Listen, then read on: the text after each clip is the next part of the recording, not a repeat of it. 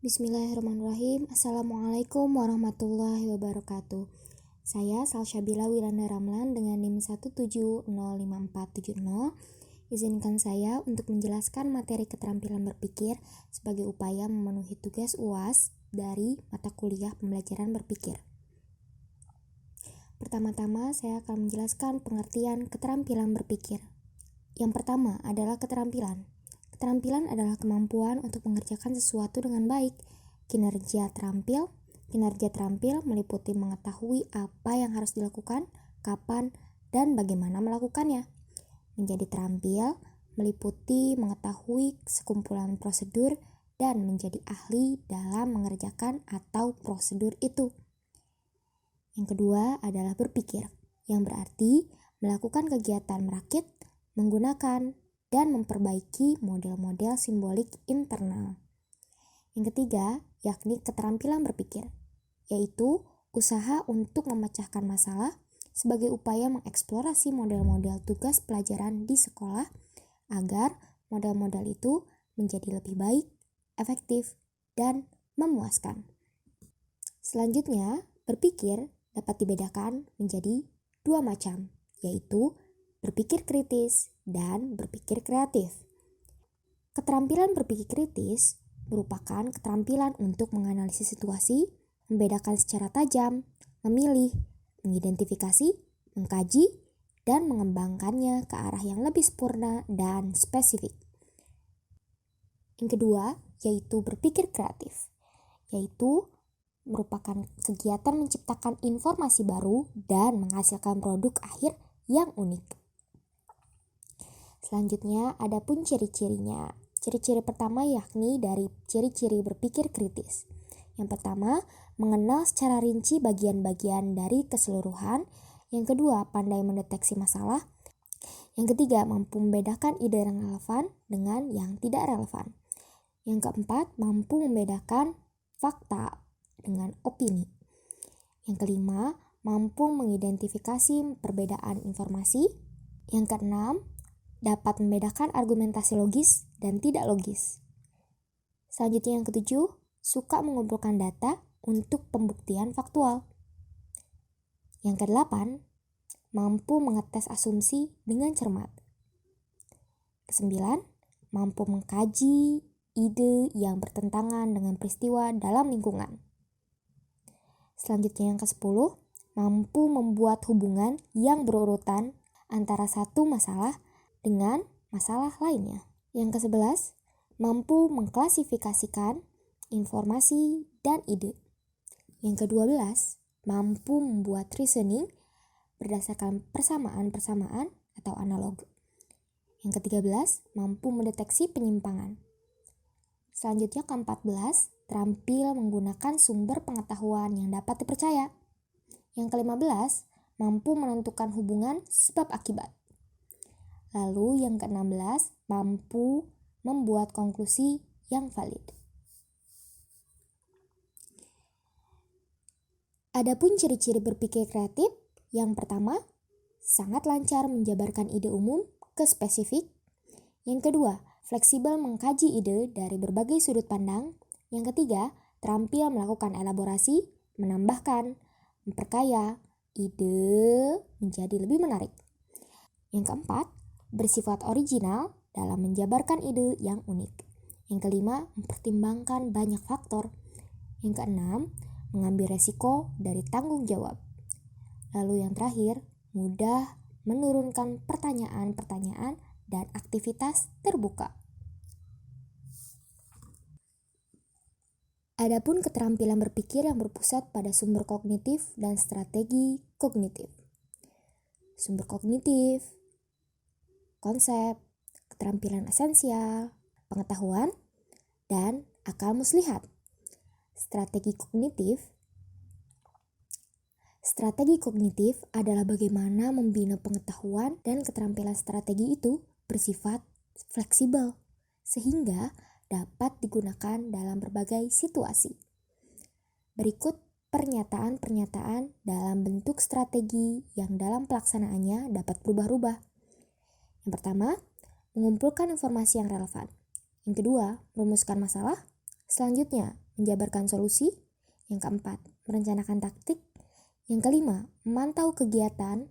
Selanjutnya, mengecek relevansi kegiatan dengan tujuan. Kemudian, ada memperbaiki perencanaan dan strategi yang relevan dengan tujuan. Kemudian, mengevaluasi strategi dan kegiatan. Mentransfer pengetahuan teori ke praktik dan mengeneralisasikannya.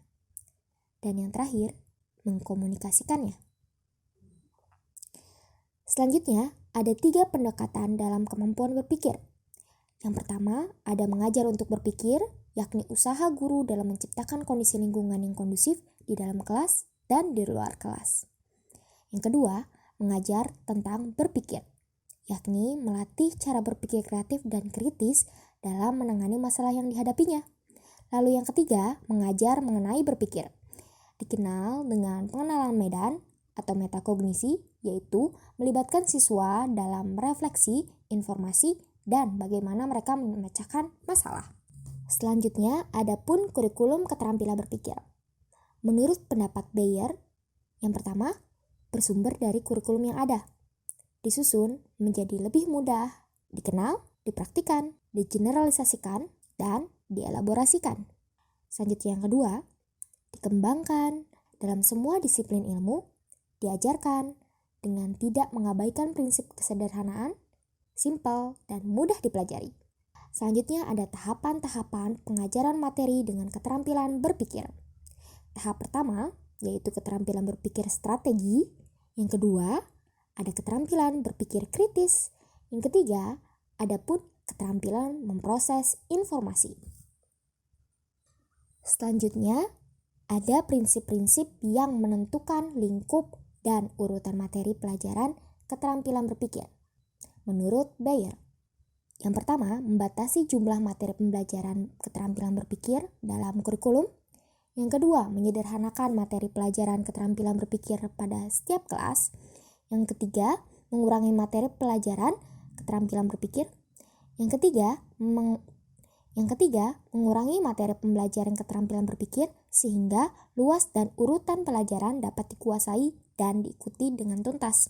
Yang keempat, memasukkan materi pelajaran baru keterampilan berpikir ke dalam bidang studi lainnya. Selanjutnya, memperhatikan urutan bahan pelajaran keterampilan berpikir ke dalam yang lebih sederhana dan ditempatkan berdasarkan prerequisite tertentu. Selanjutnya, bagi materi pelajaran keterampilan berpikir tunggal. Adapun memperkenalkan keterampilan berpikir khusus dalam konteks strategi pokok. Dan yang terakhir, menambahkan keterampilan dan strategi berpikir urutan pelajaran secara bertahap. Selanjutnya, ada 6 model berpikir ala Edward de Bono. Yang pertama, berpikir topi biru, yakni pengambilan keputusan. Yang kedua, berpikir topi hijau, berpikir secara kreatif dan out of the box.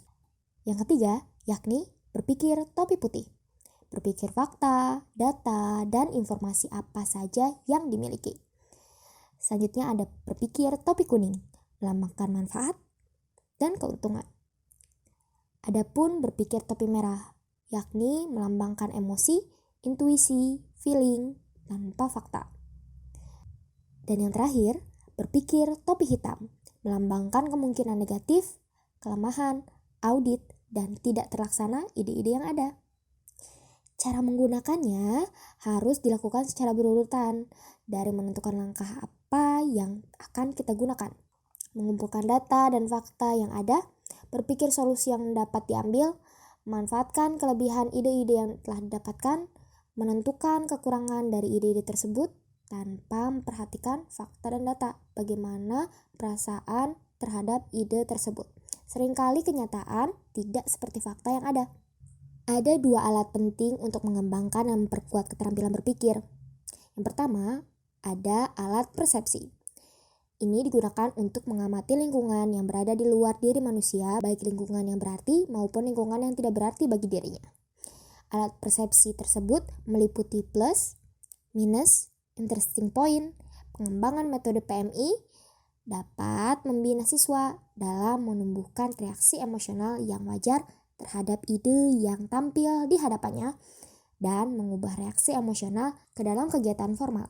Yang kedua, ada alat pemproses informasi, yakni kreativitas, dan berpikir lateral.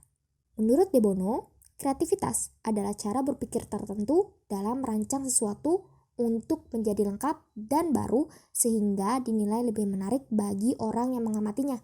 Berpikir lateral adalah aktivitas menjabarkan persepsi dan ide baru, mencakup perubahan-perubahan persepsi dan fleksibilitas. Selanjutnya, ada pun alat-alat berpikir di bidang pengelolaan organisasi berpikir. Ada pengenalan, analisis, perbandingan, seleksi, interaksi, pembuktian dua sisi, pembuktian bentuk, pembuktian nilai, penguji, struktur aksi, dan perbuatan. Proses berpikir melewati tipe tertentu. Yang pertama, target, perluasan, dan kontrak. Yang kedua, perumusan tujuan, pertimbangan masukan, keputusan, pilihan, dan melaksanakan kegiatan. Selanjutnya kita masuk ke kesimpulan. Pada kesimpulannya, berpikir adalah suatu keterampilan yang berguna bagi manusia untuk meraih pengetahuan sebanyak-banyaknya. Keterampilan berpikir dapat diajarkan di sekolah melalui cara-cara langsung dan sistematis. Dapat diselenggarakan pada semua bidang studi di sekolah dan dapat pula diselenggarakan pada program tersendiri.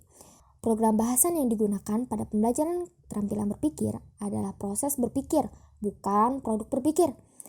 Terlebih, siswa harus menggunakan keterampilan berpikir menurut cara sendiri. Kemudian berangsur-angsur menggunakan keterampilan berpikir yang diajarkan oleh guru di sekolah. Guru harus memforsir pelajaran keterampilan berpikir yang tepat dan berupaya menghilangkan cara-cara